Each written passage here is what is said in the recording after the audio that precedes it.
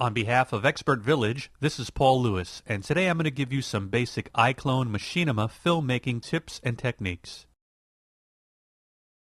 That's basically the idea regarding the two-shot. Now let me go up here to my pan tool, pull out, and I want to temporarily get rid of her, so let me select her, go up to Tools, and temporarily hide character, close that window, and she's out of the scene just temporarily. But this is going to be a wide shot, so let's talk about wide shots.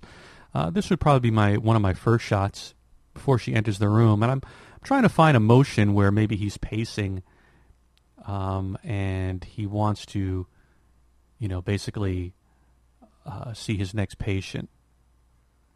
So let me see if there's a motion in here that does justice to that. I know I want him to walk. So let me click on this over here. And yes, he is walking, but I really want him to kind of make like he's looking at his watch and pacing around. So iClone has tons and tons of different motions that you can play with. And you could even create your own motions. But let me go to Tools, Motion, see if there's anything over here that I want. Waiting, Annoyed.